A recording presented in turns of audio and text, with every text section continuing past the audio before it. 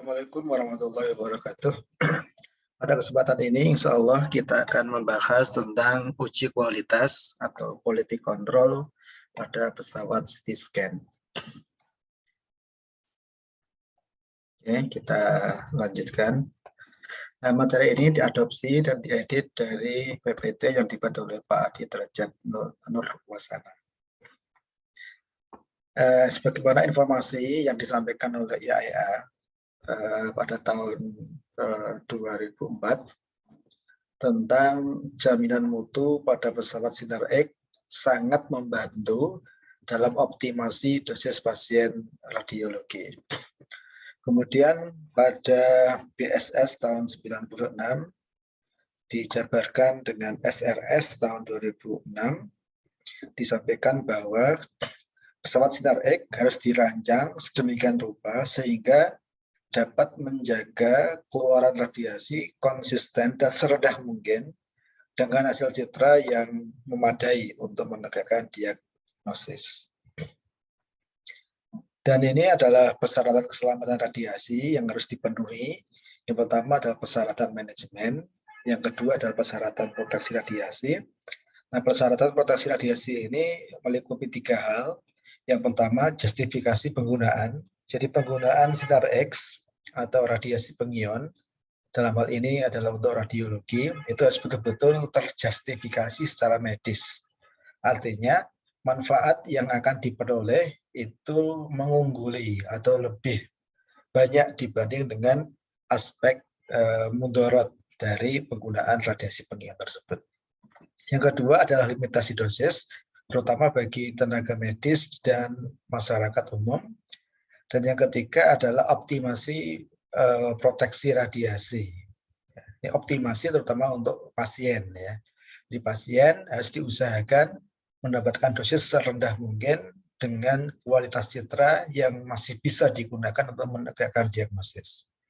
Dan yang ketiga termasuk persyaratan keselamatan adalah persyaratan teknis, dan yang ketiga adalah dan yang keempat adalah verifikasi keselamatan. Nah, untuk uji kualitas pada pesawat Cityscan, nah di sini ada 2 yang perlu diperhatikan. Yang pertama itu uji konfigurasi dan yang kedua uji teknis. Uji konfigurasi maksudnya adalah pencatatan spesifikasi dan informasi pesawat. Misalnya pesawat ini diproduksi oleh pabrikan apa, kapan, dan lain sebagainya. Nah, sementara uji teknis ini yang akan kita bahas pada kesempatan hari ini. Nah, ini saya menggunakan acuan dari quality control, menggunakan acuan dari UK ya, uji kesesuaian dari Bapeten. Tapi sebetulnya uji kesesuaian ini hanya mengacu pada parameter-parameter pokok ya. Masih ada banyak parameter yang lain yang sebetulnya penting untuk diuji tapi tidak dicantumkan dalam uji kesesuaian ini. Nah, kita akan mengacu untuk kesempatan kali ini adalah mengacu kepada dokumen dari Bapeten tentang uji kesesuaian. Meskipun uji kualitas kenyataannya itu lebih luas daripada uji kesesuaian ini. Nah, untuk uji kesesuaian yang ini adalah bagian dari quality control.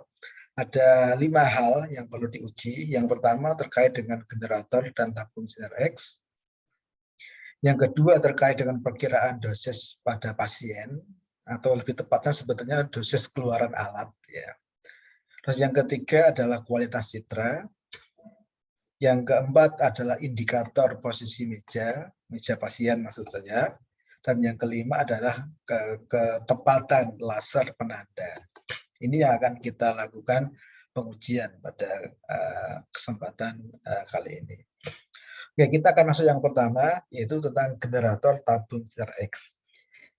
Bagaimana modalitas Sinar X pada umumnya? Jadi tabung Sinar X ini perlu dilakukan pengujian. Ya. Nah, di sini ada beberapa hal yang perlu diuji. Yang pertama adalah reproduksibilitas, repro, ya, atau presisi. Nanti dinyatakan dalam koefisien of variance ya, dan nilainya harus lebih kecil dari 0,05. Yang kedua adalah uji linearitas keluaran radiasi. Ini dinyatakan dalam coefficient of linearity, CL. Dan nilainya harus lebih kecil dari 0,1. Dan yang ketiga adalah uji ketepatan CTDI 100 di udara. Nanti nilai lolos uji, jika kita menggunakan tegangan 80 GVP, maka dosisnya CTDI 100 di udara tidak boleh melebihi 30 mg per 100 MAS. Jika kita menggunakan tegangan 120 GVP, dosisnya tidak boleh melebihi 45 mg per 100 MAS. Dan jika kita menggunakan tegangan 130 GVP, maka dosisnya tidak boleh melebihi 48 mg per 100 MAS. Sementara untuk kualitas berkas sinar X yang dinyatakan dengan besaran HVL, itu untuk tegangan 120 GVP tidak boleh kurang dari 3,8 mm aluminium. Lebih tinggi tentu akan lebih baik. Nah, kita akan pertama kali akan membahas tentang reproduksibilitas, keluaran radiasi atau reproduksibilitas output. Nah, ini kita menggunakan detektor pensil chamber dan kita menggunakan mode scan. Yang dimaksud di sini adalah mode aksial. Jadi kita menggunakan mode aksial, sekali scan, kemudian nanti kita akan mendapatkan hasil. Ini jika kita menggunakan pensil chamber ya. Jika kita menggunakan pensil chamber, maka kita menggunakan mode scan aksial sekali aja di tengah. Kemudian karena ini kita ingin menguji repro, maka nanti ini kita ulangi 5 kali. Setiap pengukuran kita catat ya sebanyak 5 kali. Nah, setelah itu nanti kita hitung nilai coefficient of variansinya ya, atau koefisien variasi CV ini ya. Rumusnya adalah deviasi standar dibagi dengan rata-rata. Dan nilai ini tidak boleh kurang dari 0,05. Ini sama ya dengan modalitas radiologi yang lain. Ini tentang reproduksibilitas. Bedanya di sini hanya dibedakan pensil chamber dan kita lakukan pengukuran di udara. Dan ketika kita melakukan setting, maka nanti betul-betul pensil chamber ini kita taruh di udara, sedemikian rupa, kemudian laser penanda, baik yang dari atas ataupun dari kanan kiri, itu betul-betul ada di tengah chamber ini ya. Nah, ini di sini menggunakan tataan ini ya. Nah, ini tataannya bisa macam-macam, bisa menggunakan stand, termasuk juga bisa menggunakan phantom kepala atau phantom body ataupun menggunakan stand yang lain. Pokoknya intinya kita lakukan pengukuran ini di udara. Ini apa namanya Excel yang disediakan oleh Bapeten ya. Jadi MA-nya kita gunakan 100 saja. Kemudian kita menggunakan apa namanya rotation time, jadi waktu untuk 1 kali putaran itu 1 second. Nah, kemudian kita lakukan pengukuran sebanyak 5 kali. Ya. Dan kemudian kita hitung nilai deviasi standarnya dan kita hitung nilai rata-ratanya. Setelah itu nanti kita dapatkan nilai coefficient of variance dan nilainya ini nggak boleh lebih dari 0,05. Nah, ini reproduksibilitas keluaran radiasi atau repro, atau juga nama lainnya adalah presisi ya, dari keluaran radiasi. Berikutnya yang perlu kita lakukan pengujian itu adalah uji linearitas keluaran radiasi. Jadi kalau tadi adalah uji repro, uji presisi, nah ini yang juga perlu kita lakukan pengujian adalah uji linearitas. Maksudnya adalah mencari korelasi antara dosis radiasi yang terukur dengan nilai arus tabung MAS yang diatur pada meja konsol. Jadi maksudnya begini, bahwa ketika arus itu dinaikkan, mestinya dosis itu akan naik secara linier dengan kenaikan arus tabung. Nah, tapi pertanyaannya, apakah betul bahwa ketika arus itu naik, maka radiasi itu naik secara linier? Ya, belum tentu. Nah, di sini perlu kita lakukan uji. Dan nanti kita menghitung nilai coefficient of linearity.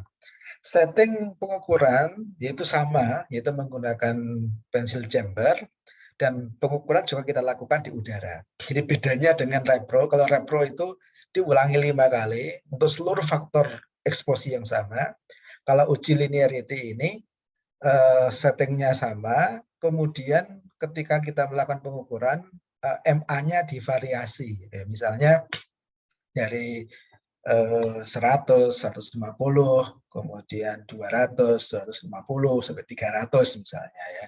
Seperti itu. Nah, kemudian kita hitung nilai CTDI, belum ya, apa namanya, kita hitung seperti ini nanti ya. Jadi settingnya nanti seperti ini, sama dengan yang tadi. Nah, kemudian ini menggunakan pencil chamber sama dengan tadi. Kemudian pada mode scan seperti mode aksial, jadi bukan menggunakan topogram, scout atau scanogram. Kemudian kita hitung nilai CTDI di udara. Ya, boleh begitu. Kalau nggak dihitung juga nggak apa-apa.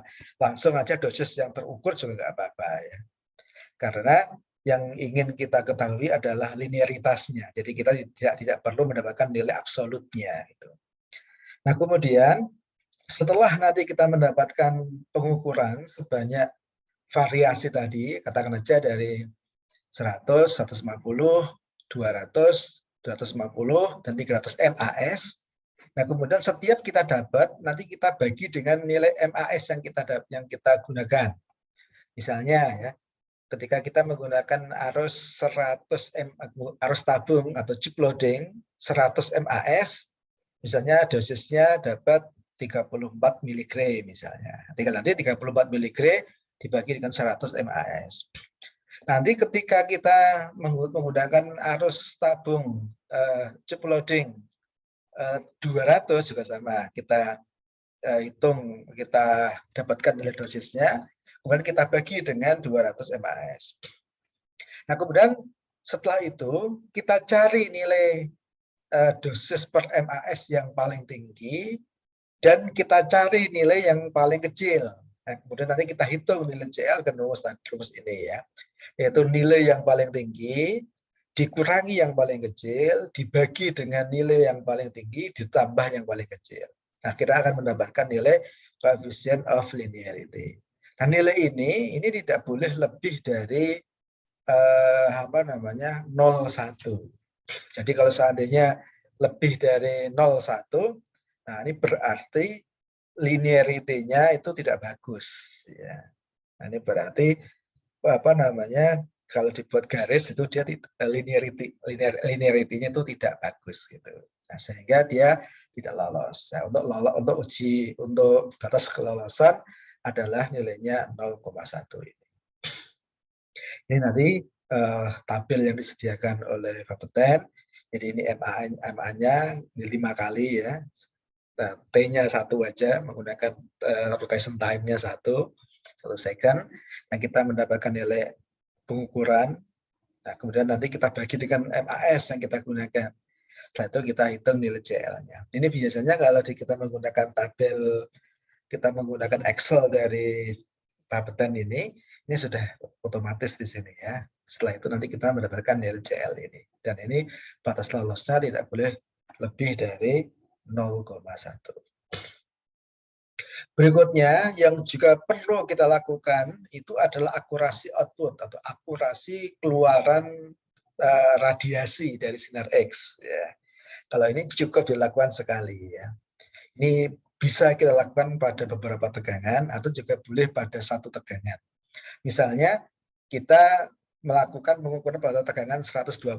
Ya, caranya seperti tadi ya di udara. Kemudian kita menggunakan arus tabung tertentu, katakan aja 100. Setelah itu kemudian kita lakukan dengan job rotation time 1 second.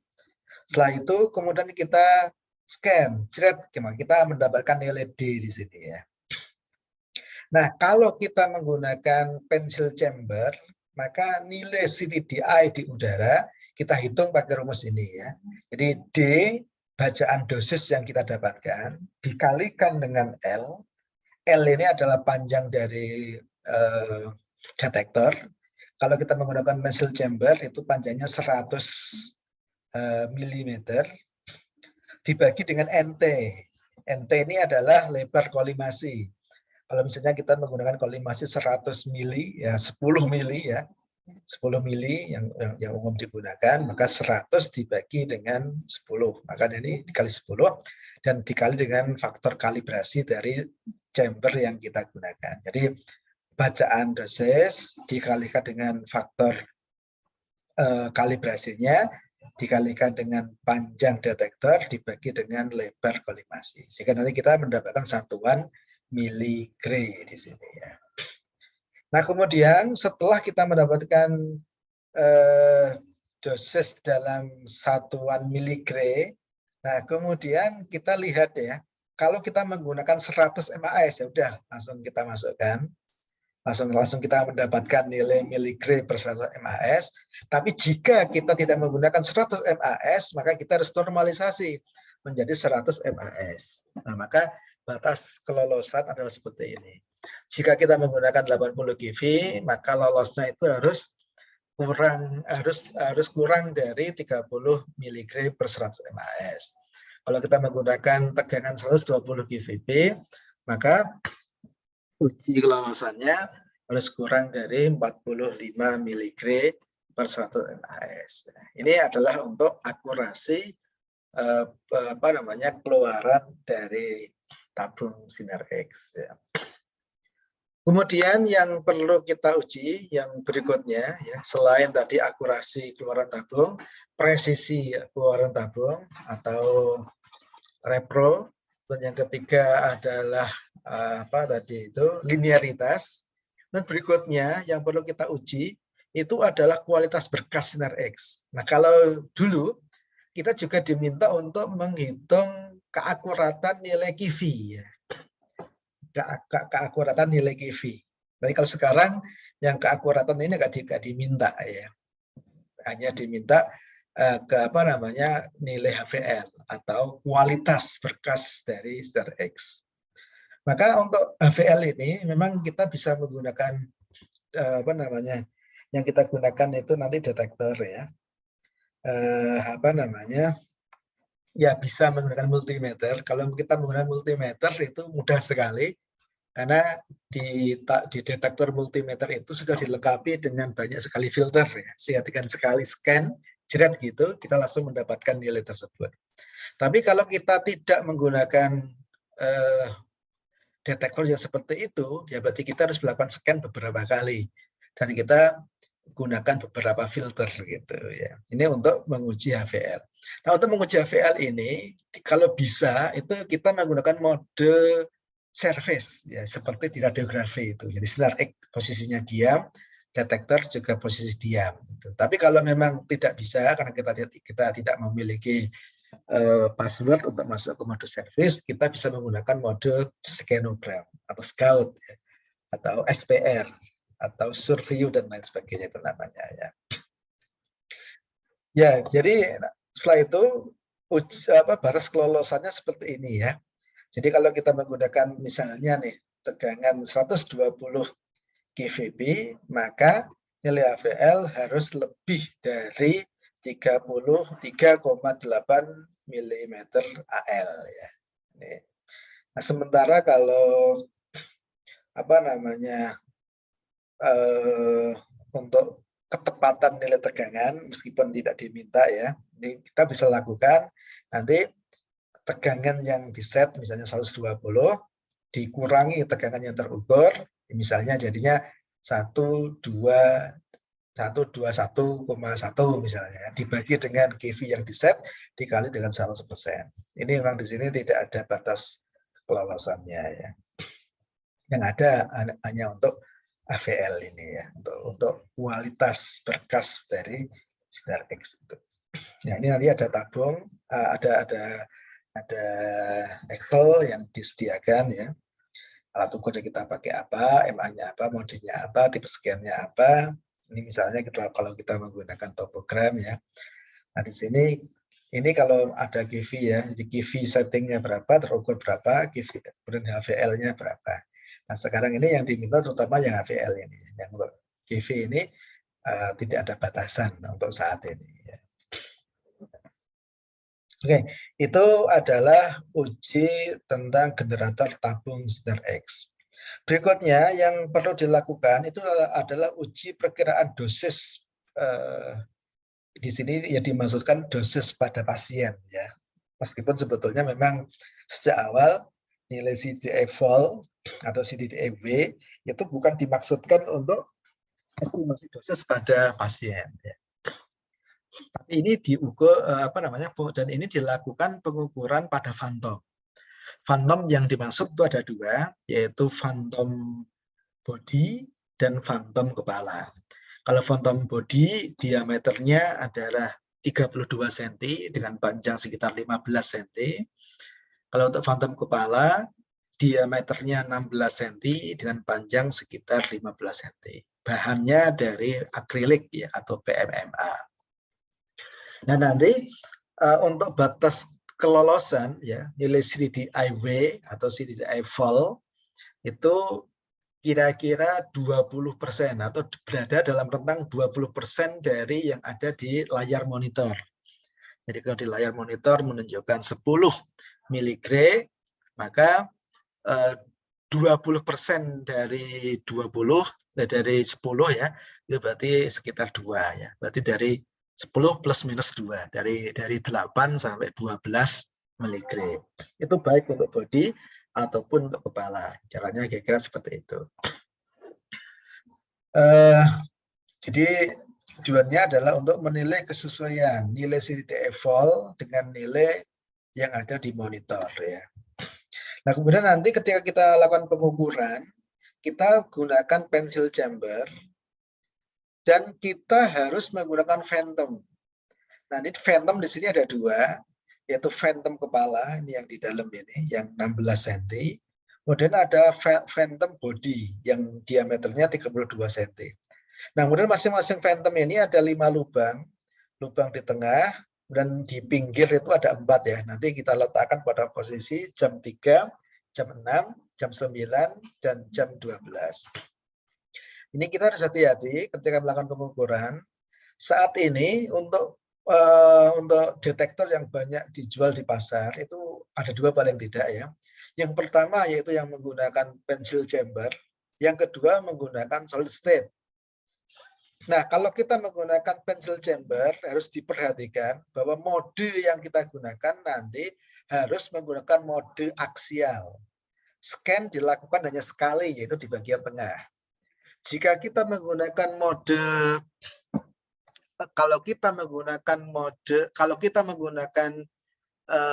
solid state ya, misalnya piranha atau barakuda, maka nanti di sana itu ada bentuknya seperti chamber ini, tapi sebetulnya detektornya itu hanya ada satu di tengah ya. Sehingga mode yang dia pakai itu adalah mode helical. Hati-hati ya, helical atau spiral. Sehingga kita harus betul-betul hati-hati di sini dalam menggunakan mode yang kita gunakan dalam melakukan pengukuran CDI di sini. Nah, kira-kira itu yang perlu diperhatikan.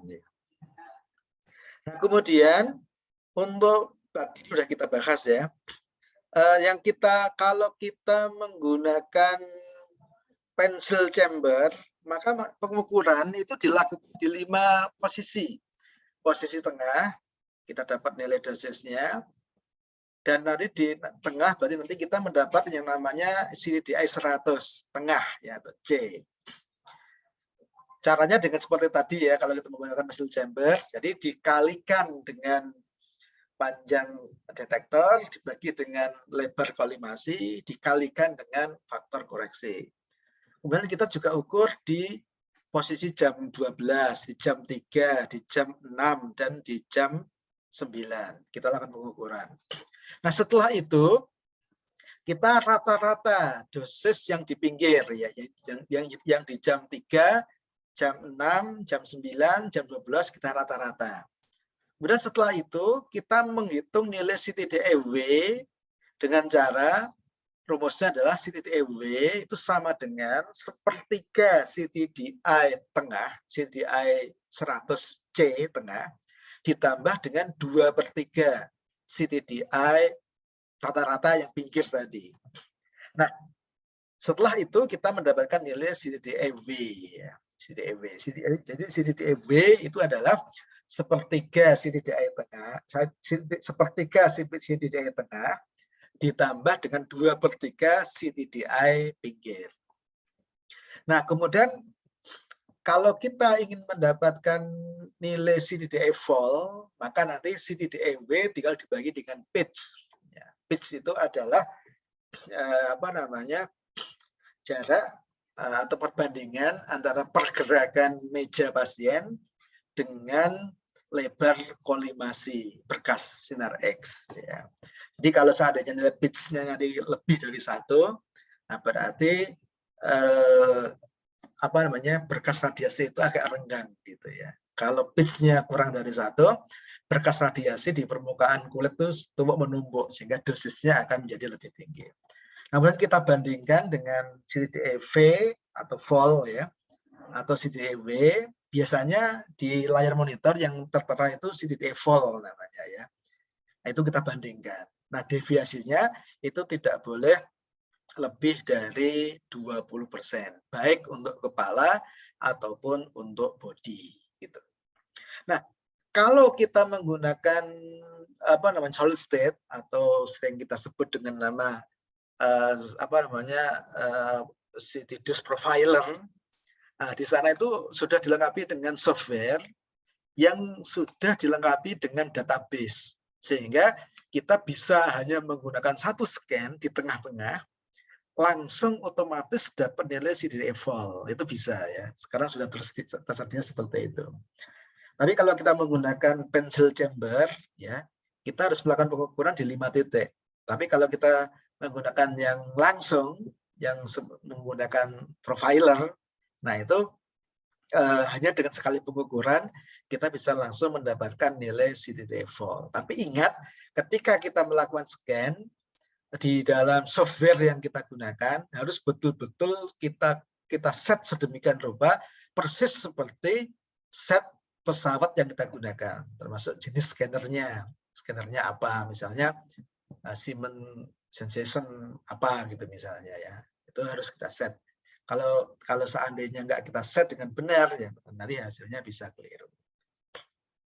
Nah, ini adalah cara untuk menghitung dosis keluaran alat ya, pada phantom kepala dan pada phantom body. Berikutnya yang perlu dilakukan pengujian yaitu kualitas citra ya. Nah, kualitas citra di sini ada beberapa hal yang perlu dicek. Yang pertama adalah CT number ya.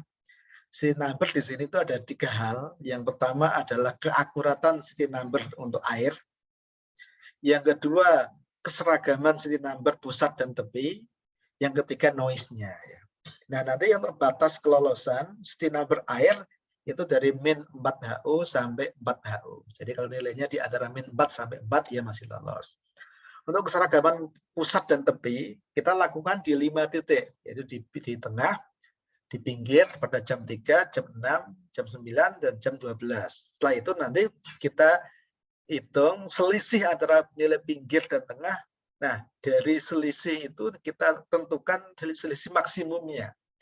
Nah, selisih maksimum itu tidak boleh lebih dari 2 HU. Kemudian yang ketiga, yang perlu kita uji itu adalah keseragaman noise. Ya. Nah, kalau CT number itu adalah nilai pixel rata-rata, kalau noise itu adalah deviasi standar ya dari ROI, region of interest yang kita gunakan. Sama, ini juga kita gunakan, kita lakukan pengukuran di 5 titik ya, tengah, atas, jam 3, jam 6, dan jam 9. Untuk noise itu kita lakukan pada tegangan 120 GVB, arus chip loading 300 MAS, dan tebal slice thickness kita gunakan 8 mm. Nah, kalau tidak ada, maka nanti kita hitung. Perlu kita hitung. Ya. Ini yang pertama, yaitu tentang CT number air. Yang kedua, yang perlu kita uji itu adalah linearitas CT number. Ya, nanti ada phantom yang terdiri dari beberapa objek yang memiliki nilai densitas elektron yang berbeda-beda. Nah, nanti kita mendapatkan sumbu X-nya itu adalah nilai electron density, kemudian sumbu Y-nya itu adalah nilai HU. Nanti kita lihat nilai linearitasnya dengan cara melihat nilai R kuadratnya. Ya. Berikutnya yang ketiga yang perlu kita uji itu adalah resolusi spasial atau resolusi kontras tinggi. Atau dengan bahasa lain, sampai sejauh mana objek berdekatan itu masih bisa dipisahkan. Ya, itu nanti bisa menggunakan line pair, bisa menggunakan whole pair, bisa menggunakan MTF. Ya. Nah di sini memang agak agak beda ini ya. Nah, ini sebetulnya meskipun di sini ditulis rata-rata untuk matrik rekonstruksi di Indonesia itu 512. Dan di sini tertulis lebih besar dari satu cycle per mm ya. Ini sebetulnya nggak mungkin dicapai ini ya. Sehingga yang digunakan itu adalah 0,5 ya. 0,5 cycle per mm. Jadi kalau lebih dari 0,5 dia masih bisa dikatakan lolos. Atau juga bisa menggunakan line pair atau menggunakan whole pair juga bisa ya. Terus keempat yang perlu diuji itu adalah ketebalan slice ya, tebal slice. Kalau misalnya kita menggunakan 10 slice thickness itu kita set misalnya 10 mm ya dia betul-betul 10 mm ya. Jadi nanti kita cek dan batas kelolosannya tidak boleh lebih dari 0,5 mm ya. Ini menurut Bapeten. Nah, kemudian untuk melakukan uji akurasi dan uniformity dari city number air tadi, yang kita gunakan adalah phantom homogen ya, phantom homogen. Nanti ada banyak phantom yang bisa kita gunakan, ya misalnya phantom APM atau phantom ACR atau phantom CATFAN atau phantom bawaan alat ya, seperti Siemens, Toshiba, seperti GE, kemudian dan lain sebagainya. Nah, kemudian caranya kalau untuk akurasi city number, kita buat ROI di tengah-tengah seperti ini ya. Kemudian setelah itu, nanti kita hitung nilai rata-ratanya. Nilai rata-rata dari city number di bagian tengah ini. Nah, kemudian kalau kita ingin menghitung uniformity-nya, ya kita buat ROI lagi di atas, di sebelah kanan, sebelah bawah, dan sebelah kiri di sini ya, pada jam 9 kira-kira. Kita juga sama, hitung nilai rata-rata, nilai HU-nya. Nah, seperti ini kira-kira ya. Jadi kita hitung nilai city number-nya di jam 12 berapa, di jam 3 berapa, di jam 6 berapa, di jam 9 berapa, dan di pusat berapa. Nah, ini sekaligus kalau kita mau yang untuk noise ya langsung kita buat noise-nya, kita hitung sekalian di sini ya. Kemudian kita lihat selisihnya dengan pusat. Ya, jam 12 selisih dengan pusat berapa, jam 3 selisihnya berapa, jam 9 berapa. Nah, kemudian untuk akurasi, untuk yang pusat ini dia rentangnya dari -4 sampai 4 ya. Kemudian kalau untuk keseragaman city pusat, nilai city number pusat dan pinggir, ini tidak boleh lebih dari 2 HU. Dan kalau untuk noise nanti kita bahas lagi ya. Nah ini kira-kira ya. Jadi untuk rata-rata itu adalah plus-minus 4 HU. Kemudian untuk keseragaman pusat dan pinggir ini plus-minus 2 HU. Nah, kemudian kalau untuk noise, ROI-nya sama dengan tadi, menggunakan 5 ROI ya. Nah, kemudian kita gunakan tegangan ini 120, harus tabung 300 MAS, kemudian slice thickness 8 mm. Nah, kalau seandainya kita tidak menggunakan faktor eksposi seperti ini, maka perlu kita hitung dengan rumus ini ya. Jadi ini adalah noise yang kita dapatkan dengan faktor eksposi tertentu. Kita kalikan dengan KV yang kita gunakan dibagi dengan 120. Kemudian akar MAS yang kita gunakan dibagi dengan 300 dikali dengan slice width atau slice thickness yang kita gunakan dibagi dengan 8. Ini adalah estimasi seakan-akan kita itu ini nanti kita mengukur kalau seandainya tegangannya 120, chip loadnya 300 MAS dan slice thickness-nya adalah 8 mm. Nah, setelah kita mendapatkan nilai dari masing-masing, noise di masing-masing ROI, kemudian kita hitung keseragamannya, yaitu dengan cara nilai dari 5 ROI tadi, kita tentukan noise yang paling tinggi, dan kita tentukan noise yang paling kecil. Setelah itu nanti noise yang paling tinggi dikurangi dengan noise yang paling kecil. Itulah yang dinamakan dengan nama keseragaman noise. Dan batas kelolosannya, dia tidak boleh lebih dari 2 HO, ya, 2 city number. Kemudian yang perlu kita uji berikutnya adalah linearitas city number. Ya. Ini nanti kita bisa menggunakan phantom. Ini contoh kalau kita menggunakan cat fan, ya. Di sini ada beberapa objek ini. Ini ada udara, ada teflon, ada akrilik, ada LDPE, ya. Dan di luar sini juga ada udara, ya. Nah itu nanti masing-masing kita hitung nilai HU-nya, nilai city number-nya. Nah nanti setelah kita mendapatkan, nah nanti kita buat grafik, ya. Di sumbu X-nya adalah ini, densitas elektron untuk udara, densitasnya 0, kemudian LDPE 3,1, dan seterusnya. Kemudian city number yang kita dapatkan, kita tulis di sini. Nah, maka nanti kita akan mendapatkan grafik seperti ini, ya. Dan ini sumbu X-nya, ini menunjukkan electron density. Kemudian nanti sumbu Y-nya ini menunjukkan nilai HU. Sehingga nanti kita mendapatkan nilai R kuadratnya di sini, ya. R kuadratnya adalah 0,9484. Kemudian untuk batas lolosnya, nilai R itu harus lebih besar dari 0,99. Ini untuk linearitas city number. Ini yang kita harus hati-hati, ya. Karena setiap phantom nanti itu memiliki objek beda-beda. Ini yang kita harus hati-hati, ya. Dan nanti kita harus mencari nilai densitas dari masing-masing objek dari buku manual dari phantom tersebut. Berikutnya yang perlu kita lakukan itu adalah uji resolusi kontras tinggi atau resolusi spasial namanya, ya, yaitu untuk mengukur kemampuan sistem pencitraan membedakan dua objek yang berdekatan. Ini juga kita gunakan phantom. Kita bisa gunakan line pair seperti ini, ya, line pair seperti ini, dan kita bisa gunakan MTF. Nah, kalau MTF kita sebagai software. Misalnya software yang bisa kita gunakan seperti IndoQCity. Nah, tentang bagaimana penggunaan IndoQCity, rekan-rekan bisa melihat di YouTube tentang IndoQCity, ya. Nah, kemudian kalau ini contoh kalau kita menggunakan cat fan, ya. Jadi di dalam cat fan itu ada 21 objek, ya. Ini 1, 2, 3, 4, 5, 6, 7, 8, 9, 10, 11, 12, 13, sampai 21.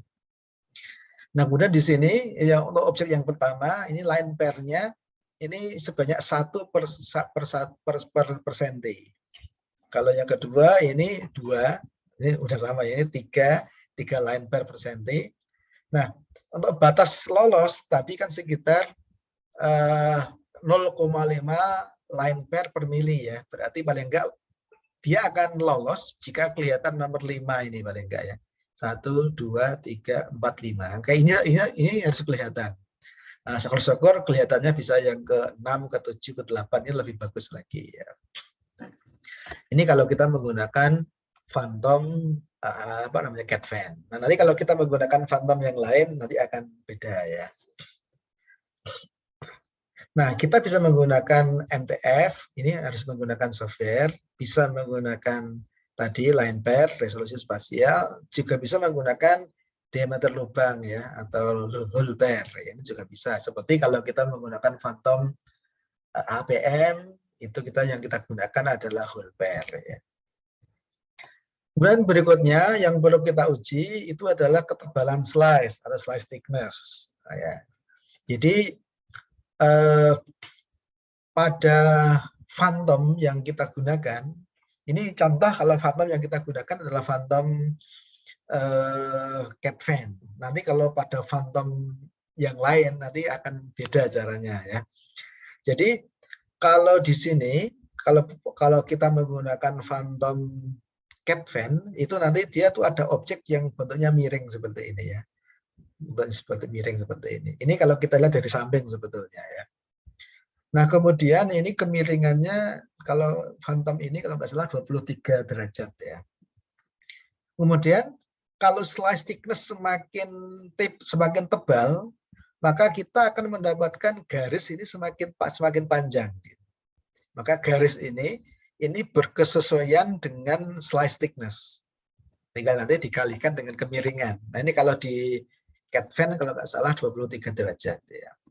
Ya, maka di sini ada 4 ya. 1, 2, 3, 4. Nanti bisa kita rata-rata di situ ya. Jadi kalau slice thickness-nya semakin tipis, maka ini semakin pendek. Kalau semakin lebar, maka ini semakin panjang gitu. Kira-kira seperti itu kalau kita menggunakan phantom cat fan. Nanti kalau kita menggunakan phantom ACR itu nanti akan beda lagi ya. Nah, nanti untuk batas kelolosannya kalau untuk Bapeten ini cukup ketat ya, yaitu tidak boleh lebih dari 0,5 mili. Ini pada mode aksial, pada mode helikal, dan pada mode multiple scanner. Ya. Kemudian berikutnya yang perlu kita uji itu adalah indikator posisi meja. Ini adalah untuk pengujian mekanik dari meja pasien. Jadi meja pasien itu kan bergerak maju mundur. Kemudian di bagian layar itu ada indikator posisi meja itu bergerak berapa mili, berapa senti itu ada. Nah, nanti harus ada ketepatan antara pergerakan meja dengan indikator yang ada di gantry tersebut ya. Nah, maka nanti ketika kita melakukan uji itu, kita gunakan beban seakan-akan di situ ada pasien ya, atau boleh juga kita gunakan phantom ya, atau pasien juga boleh. Nah, kemudian nanti kita kasih penanda, misalnya kita kasih penanda apakah ketika misalnya di meja itu bergerak selama sejauh 50 mili, nah kemudian di layar di gantry kita lihat berapa, apakah 50 mili atau tidak. Nah, di sini untuk kesesuaian indikator itu tidak boleh tidak boleh lebih dari 0,5 mili ya. Jadi kalau lebih dari ini dia tidak lolos. Kemudian repronya kita ulangi 5 kali, itu harus sama.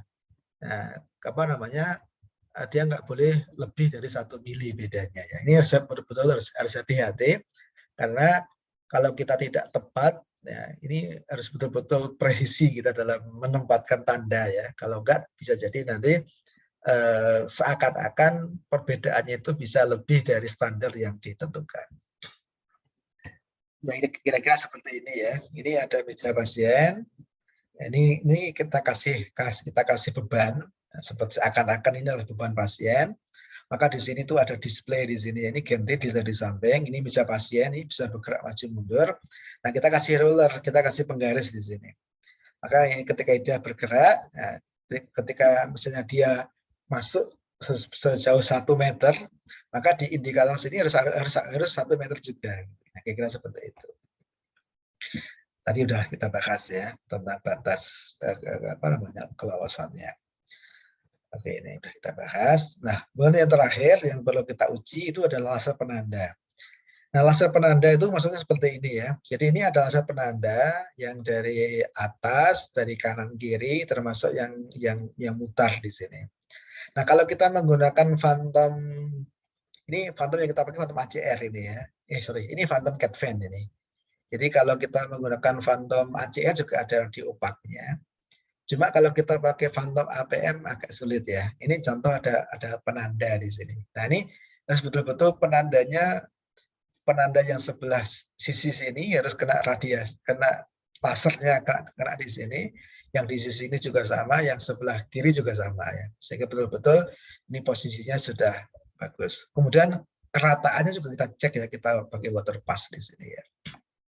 Kalau belum pas nanti kita paskan dulu. Nah, setelah itu kita mendapatkan citra seperti ini.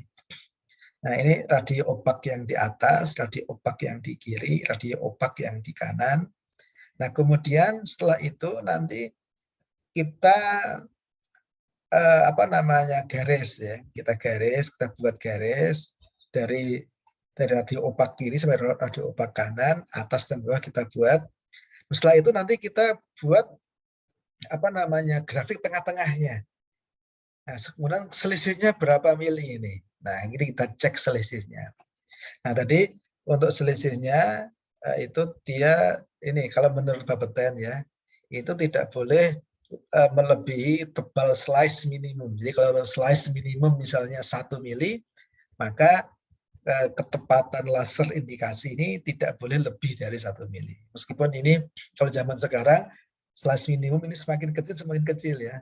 Kalau kita menggunakan indikator ini sebetulnya semakin sulit untuk dicapai sebetulnya ya.